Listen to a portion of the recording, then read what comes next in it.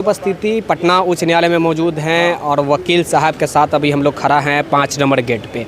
और हमारे साथ वीर सिंह जी मौजूद हैं जो डीएलएड संघ की तरफ से प्रेसिडेंट हैं, जिनका हम लोग ने आप लोग को दिखलाने का प्रयास किया। आप लोग देखे भी होंगे न्यूज़, जो पूरे भारत में डीएड वर्सेस बीएड का जो भी सुनवाई हुआ, यही लड़ाई लड़े थे डीएड की तरफ से। डीएड का प्रेसिडेंट है। सबसे पहले तो सर बहुत बहुत स्वागत। Thank you. बोलिए। ये जो अभी जो बीपीएससी आयोग में जाकर ये एक आवेदन दिए हैं, क्या इसे लग रहा है कि कुछ प्रभाव पड़ने वाली है जजमेंट के बाद? चूँकि सुप्रीम कोर्ट ने बीएड का जो नोटिफिकेशन जिसमें 1 to 5 के लिए जो एनसीटी कर दिया था, उसको क्वैश कर दिया है, सेट असाइड कर दिया है उसे थी जी, उस नोटिफिकेशन को। चूँकि यहाँ के जो डीएलएड वाले थे, यहाँ भी एक 50-53 2021 दाखिल किए हैं उस खिलाफ में, जिसमें कि यहाँ पर पेंडिंग है, जिसमें कि ऑलरेडी स्टे प्राप्त है। उसके बाद यहाँ पर केस चूँकि एडमिट हो गया, उसके बाद ये लोग चले गए सुप्रीम कोर्ट। चूँकि एक राजस्थान का केस इसी लाइट में चल रहा था, वहाँ भी चूँकि राजस्थान स्टेट जो था वो बीएड को बाहर कर दिया था, डीएलएड को ले लिया था। तो बीएड वाले लोग गए थे, जिसमें कि राजस्थान हाई कोर्ट ने उनके खिलाफ में फैसला दिया, जिसके खिलाफ वो लोग सुप्रीम कोर्ट गए।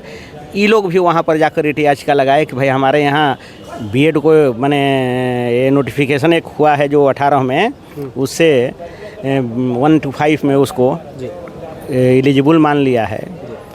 तो वहाँ केस सुनवाई हुई। सुनवाई होने के बाद वहाँ भी हो गया कि कोई भी इस केस में जो भी रिजल्ट आएगा उसी पर डिपेंड करेगा, जिसकी कॉपी इन लोगों ने सरकार को भी दी थी कि ऐसा बात हो गया, इसलिए इस बहाली को रोका जाए, बीएड को हटा करके बहाली की जाए।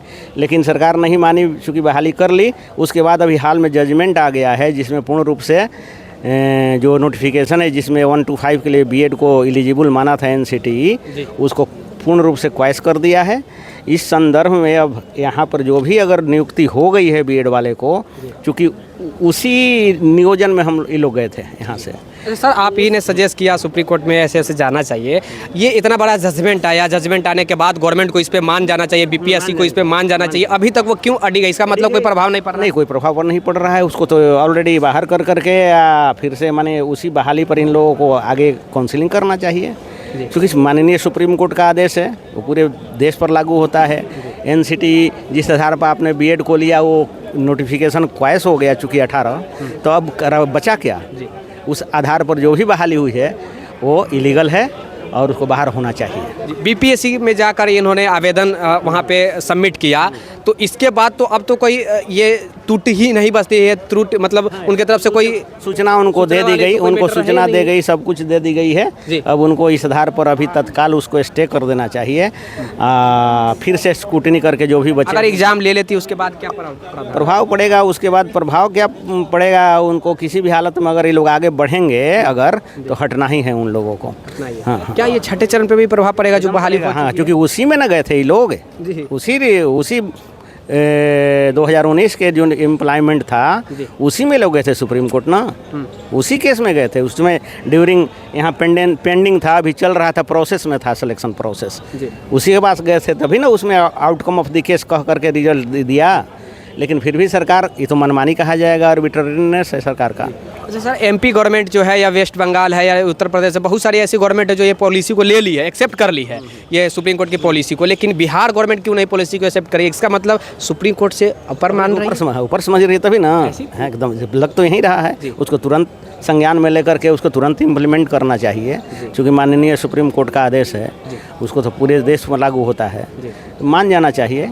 लेकिन आप क्या सजेस्ट करना चाहेंगे? मानना चाहिए, एकदम कानून है। आप तो एडवोकेट हैं। हाँ, कानून है, कानून की दृष्टि में तो मानना है, क्योंकि नोटिफिकेशन रहा ही नहीं तो अब अपॉइंटमेंट कैसे रहेगा?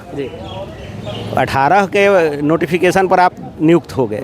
अच्छा सर, ऐसा हो सकता है कि प्रारंभिक 1 से 5 के ऊपर ये कानून मतलब जो भी आया, हाँ, उसके बाद 9, 10, 11, 12 के जो है वो प्रोसेस, हाँ, उसमें वो बहाल होंगे। उस पर तो कहबे किया है वो कि 5 के बाद इंटर तक लोग बहाल हो सकते हैं, वो तो लिखा है, उस पर कोई प्रभाव नहीं पड़ेगा। अच्छा, एक प्रश्न, लास्ट प्रश्न है, क्या ये बीपीएससी आवेदन में 8 लाख लोग आवेदन किए हैं बीपीएससी टीआरई में, जो कि ऑल ओवर इंडिया से आवेदन किए हैं, 800 रुपये लगभग आवेदन फीस जो था, लगभग 800 रुपया था, तो इतना बड़ा अमाउंट गवर्नमेंट के पास जो है कलेक्ट हुआ, कहीं ऐसा भी तो नहीं है कि वो बड़ा अमाउंट को बचाने के लिए एग्जाम लिया जा रहा है, बाद में जो भी हो देखा जाएगा? ये भी हो सकता स्टूडेंटों है। का मानना ये भी है। उसे क्षति होगा स्टूडेंट को, उसको सरकार से क्या लेना देना है? वही तो उसे कुछ नहीं लेना है। वो बहाल होगा, हटेगा, सरकार तो अपना मजे में रहेगी। मतलब हो सकता है कि पैसा को घपला, काहे नहीं हो सकता है? सारा क्यों नहीं हो सकता है? नहीं तो लौटाना पड़ेगा ना। क्या ऐसा कोई प्रावधान है कि जो आवेदन में जो पैसा कलेक्ट किया गया है वो वापस भी किया जा सकता हाँ, अगर मान लीजिए कि आदेश हो गया है, सरकार ले रही है, तो उसको वापस करना ना पड़ेगा। है? एक मोटा रकम हो जाता है, आप भी सर जोड़ सकते हैं 800 गुने 800, है। बहुत मोटा रकम। तो उसे लौटाना पड़ेगा। जी, लास्ट कोई मैसेज युवाओं के लिए? युवा पूरा आपको पूरा देखिए, भारत के सवाल लोगों को देख रहे हो। बता रहे हैं आपको, जब नोटिफिकेशन ही नहीं रहा तो बीएड का 1 से 5 में बहाली कहाँ से? वो तो कह दिया कि क्वालिटी है ही नहीं है, क्वालिटी टीचर ब्रिज कोर्स को भी उन्होंने खारिज कर दिया। क्वालिटी टीचर होना चाहिए और उसके लिए डीएलएड ही संपूर्ण है। की भी उन्होंने उल्लंघन किया कि 21 हाँ, एकदम नहीं है, उल्लंघन हुआ। हाँ, उल्लंघन हुआ है ना, आरटी एक्ट का उल्लंघन हुआ, तभी ना वो वहाँ पूरा उसको क्वाइस किया है। ऐसा तो क्वाइस।